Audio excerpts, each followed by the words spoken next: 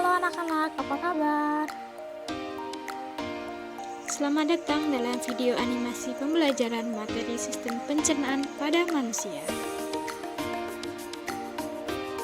Sebelum belajar, kita pahami dulu CP dan tujuan pembelajarannya.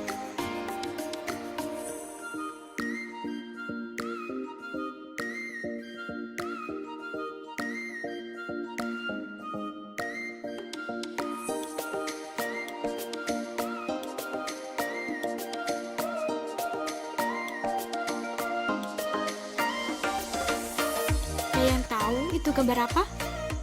Ya, itu gambar sistem pencernaan pada manusia. Hari ini kita akan belajar tentang sistem pencernaan pada manusia. Sebelum kita memulai pembelajaran, Ibu ingin bertanya, apakah makanan favorit anak-anak Ibu semua? Apakah sate ayam, salad sayur, buah-buahan, atau ayam geprek? Tahukah kamu apa yang terjadi pada tubuh setelah kita makan makanan tersebut? Nah, pada saat makanan masuk ke dalam mulut, maka terjadilah proses pencernaan makanan. Bagaimanakah proses pencernaan pada manusia? Mari kita simak penjelasannya.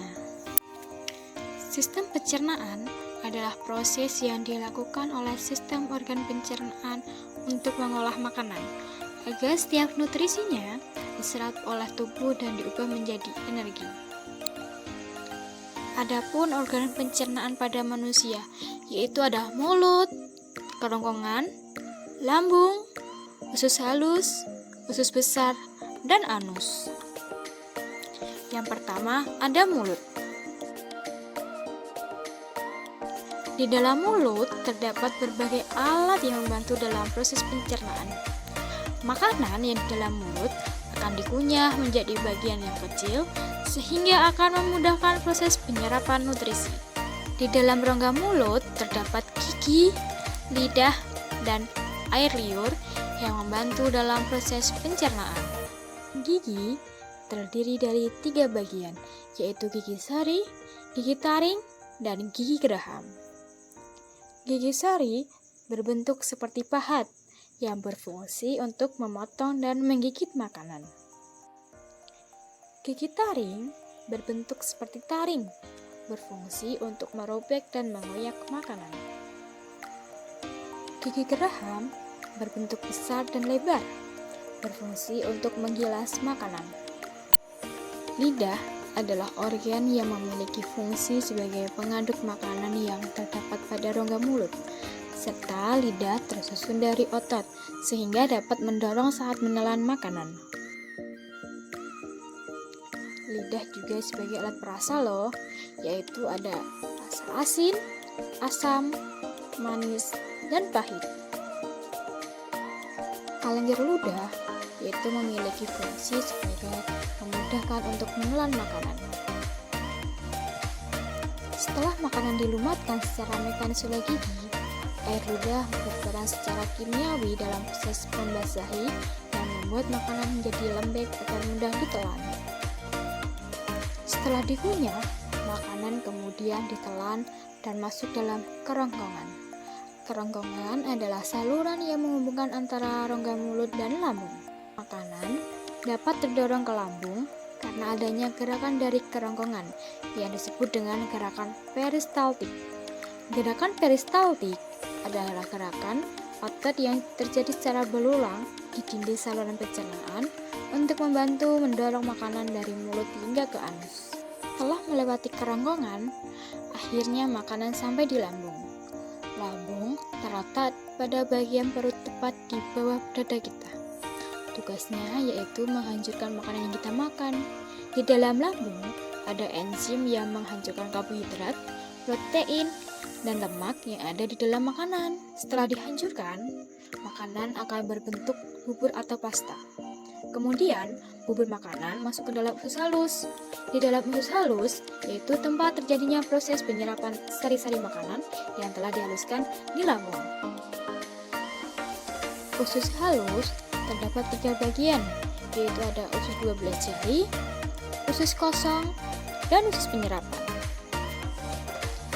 Sisa makanan yang tidak diserap oleh usus halus akan menuju ke usus besar, di mana zat sisa tersebut didorong dengan gerakan peristaltik. Di dalam usus besar, sebagian besar air akan diserap, sehingga yang tersisa hanyalah ampas atau sisa makanan yang tidak dapat diolah lagi. Ampas makanan ini disebut dengan tinja atau feses. Anus merupakan pintu terakhir dari sistem pencernaan manusia.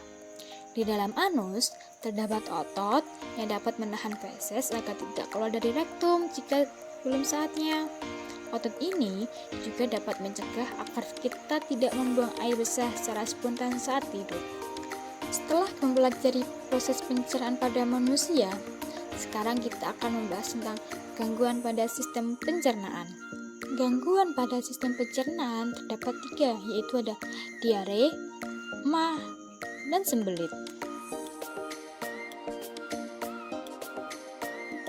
Diare adalah gangguan pencernaan yang ditandai dengan peningkatan buang air besar atau BAB lebih dari 3 kali dalam sehari.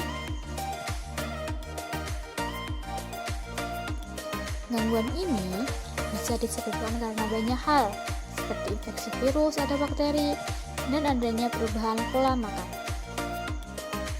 Gejala yang muncul saat seseorang mengalami diare antara lain kerang perut, kembung, dan mual.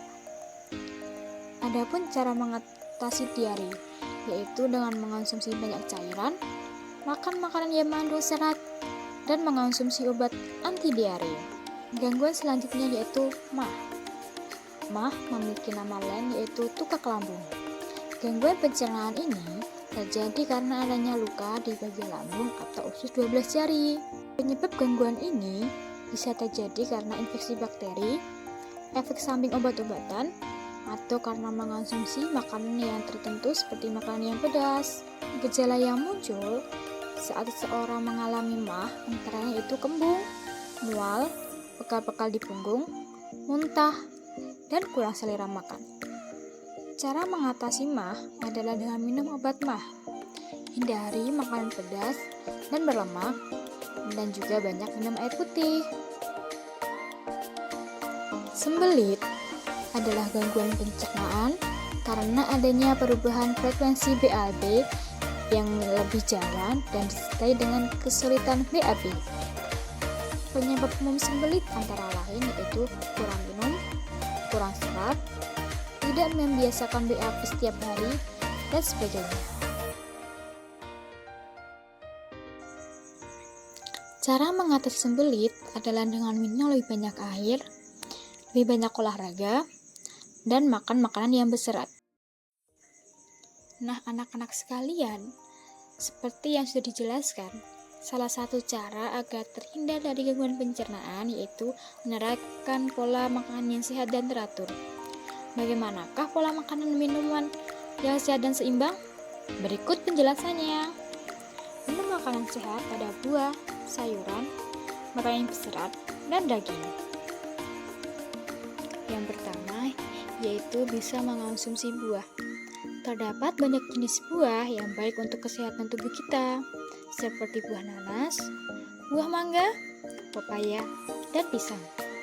Hindari juga buah kaleng yang mengandung pemanis buatan. Yang kedua yaitu mengonsumsi sayuran.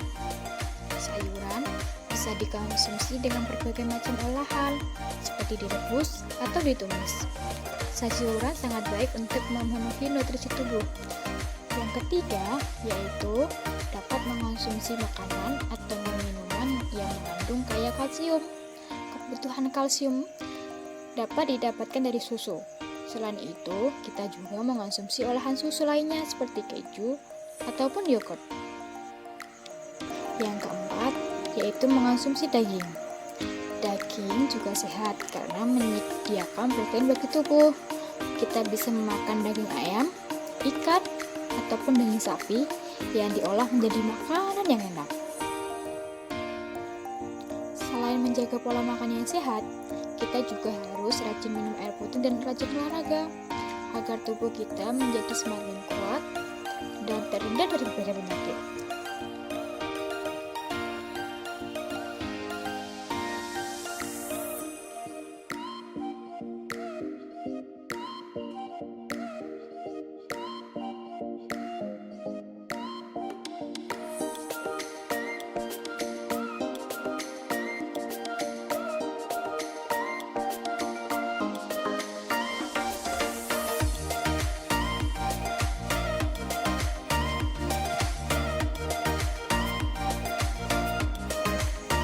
Halo anak-anak, sampai di sini perjumpaan kita dan sampai jumpa lagi dalam video pembelajaran selanjutnya.